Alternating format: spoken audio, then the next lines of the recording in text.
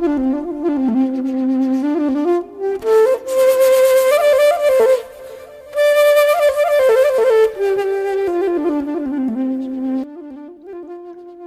አብ ወወልድ ወመንፈስ ቅዱስ አሐዱ አምላክ አሜን።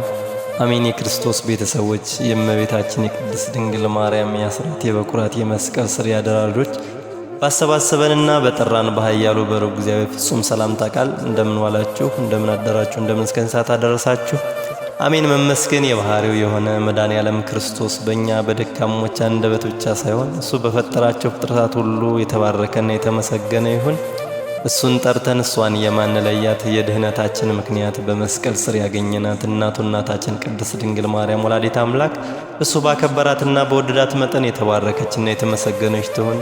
ቅዱሳን መላእክት፣ ጻድቃን ሰማዕታት፣ ደናግናን መነኩሳት እንደሰጣቸው ክብርና ሁሉ ጸጋ በረከት ይድረሳቸው።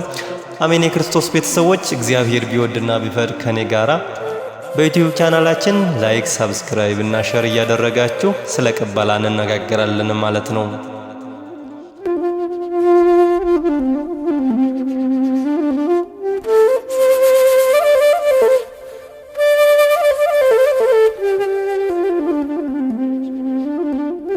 የክርስቶስ ቤተሰቦች፣ ለመሆኑ ቅበላ ማለት በቤተ ክርስቲያናችን አነጋገር ምን ማለት ነው? ቅበላ ማለት ተቀበለ ከሚለው የግዕዝ ቃል የመጣ ሲሆን ትርጓሜውም ያዘ፣ ተቀበለ፣ መቀበል፣ ዋዜማ ማለት ይሆናል። ሰሙነ ቅበላ ስንል ጾሙን ለመቀበል ሰውነታችን የማዘጋጃ ሳምንት ማለት ነው። ጾም ከመግባቱ በፊት ጾምን ለመቀበል ሲሰናዱ የሚቆዩበት ሰሞን ማለት ነው። ዝግጅቱን ሙሽራውና ሙሽራው የሙሽራውን ሥርዓት ለመቀበል ነቅቶ ተግቶ መቆየት፣ መዘጋጀት፣ በኋላም መቀበል ነው። ወፃ ውስተ ቅበላ መርአዊ እንዲል በአጠቃላይ ቅበላ ሲባል ጾሙን፣ ጸሎቱን፣ ሱባኤውን ለመቀበል የምንዘጋጅበት ሳምንት ማለት ነው።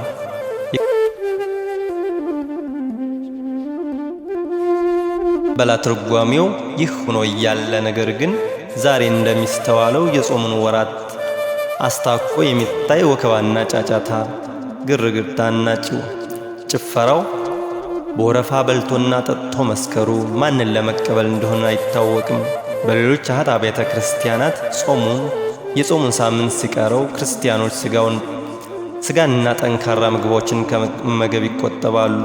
ቀለል ያሉ ምግቦችን በመመገብ ሰውነታቸውን ለጾም ያዘጋጃሉ። ለምሳሌ አንድ ስፖርተኛ ሰው ወደ ዋናው ውድድር ወይም ወደ መደበኛው ልምምድ ከመግባቱ በፊት በመራመድና ዱብ ዱብ በማለት ሰውነቱን ያፍታታል።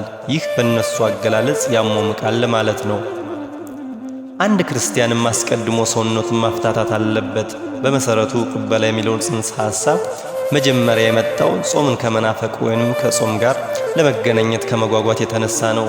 ለምሳሌ አንድ ሰው ዛሬ ትልቅ እንግዳ እቀበላለሁ ብሎ ቤቱን የሚያስተካክለው ለራሱ ሳይሆን ለሚመጣው እንግዳ እንደሆነ ሁሉ ቅበላም ለአንድ ክርስቲያን ታላቅ እንግዳ የተባለ ታላቁን ጾም ለመቀበል ቤት የተባለ ልቦናን በንስሐ ማስተካከል እንዳለበት የሚያስረዳ ትምህርት ነው። ጾም ሐዋርያው እንዳለው የክርስትና ሕይወት መሰረቱ እግዚአብሔርን የመምሰል ምልክቱ በመጠን በልኬት መኖር ነው። ጾምን ባልተገባ መንገድ መቀበል ራሱ ኃጢአት ነው። አበው ሹመት በተርታ ስጋ በገበታ እንዲሉ ማንኛውም ነገር በስርዓትና በአግባቡ ሲከናወን ደስ ይላል። አንደኛ ቆሮንቶስ ምዕራፍ 14 ቁጥር 46 ላይ እንደተገለጸው የምናመልከው አምላክ የሥርዓት አምላክ ነውና ከጾምን አይቀር እንደሚገባን እንደ ሥርዓቱ አፋዊና ውስጣዊ ዝግጅት በማድረግ በምክረ ካህን በመታገዝ ጾምን ልንቀበል ይገባል።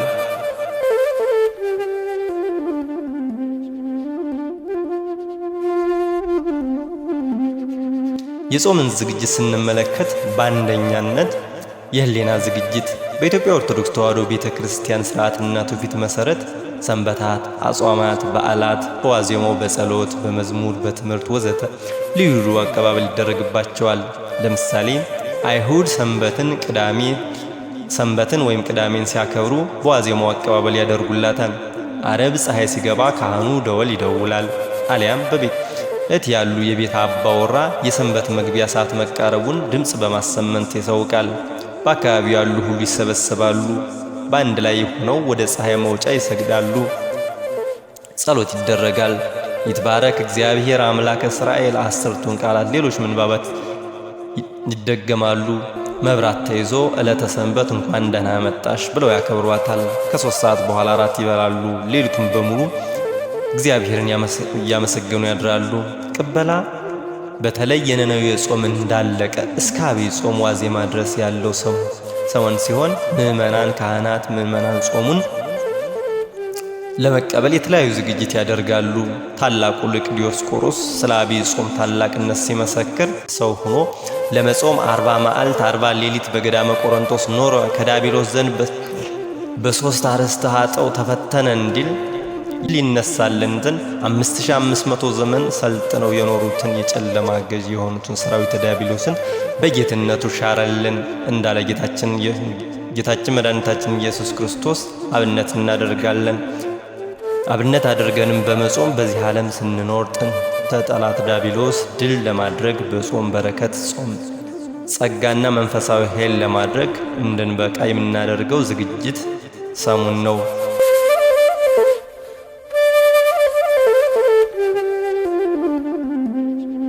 በሁለተኛ ደረጃ መንፈሳዊ ዝግጅት እናያለን። በቅበላ ሰሞን አባቶቻችን በገዳማቱና በአድባራቱ ለቤተ እግዚአብሔር መገልገያ የሆኑ ቅዱሳትን መባ ያዘጋጃሉ። 8ቱን የአብይ ጾም የሱባኤ ሳምንታት የሚያሳልፉበትን ቦታ ይመርጣሉ። ለጸሎት የሚጋበዙባቸውን መጻሕፍት ያዘጋጃሉ። በጾም በጸሎት በምጽአት ለማሳለፍ እቅድ ያወጣሉ። በከተማና በገጠር የሚገኙ ምዕመናን ጧፍ፣ ዕጣን፣ ዘቢብ፣ አልባሳት ሲገዙ ይሰነብታሉ። አልፎ አልፎም ጾሙን በንጽሐ ሕሊና ለመጀመር ከመምህራን እንስሳቸው ጋር ይወያያሉ።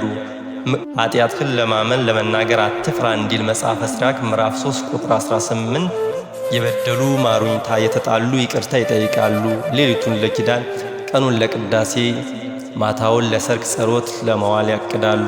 ዛሬ ግን ቅበላ ሲባል በአብዛኛው አእምሮ የሚከሰተው የሰባውን አርዶ ሊኳንዳ ቤት ተሰልፎና ታድሞ ጥሉላት መግባት፣ ምግቦችን በአይነት አሰልፎ ጠጅ ወይም አልኮል ተጎንጭቶ ከመጠን ያለፈ ደስታ ፈጥሮ ጾሙን መቀበል ሆኗል። ቅዱስ ጴጥሮስም በመልእክቱ በመጠን ኑሩ ንቁም፣ ባላንገራችሁ ዲያብሎስ የሚውጠውን ፈልጎ እንዳሚያገሳ አንበሳ ይዞራልና እንዳለው ከመጠን ያለፈ ማንኛውም ድርጊት ለፈተና ብሎም ለዲያብሎስ ሊያስማርከን ይችላል። አንደኛ ጴጥሮስ ምዕራፍ 5 ከቁጥር 8። ወስብሐት ለእግዚአብሔር ወለወላዲቱ ድንግል ወለመስቀሉ ክብር። ይቆየን አስጀምሮ ላስፈጸመን እስከዚህችም ሰዓት ላደረሰን ለእሱ ለሁሉ እግዚአብሔር መድኃኔዓለም ክርስቶስ የተባረከና የተመሰገነ ይሁን። ሰላም ቆዩ።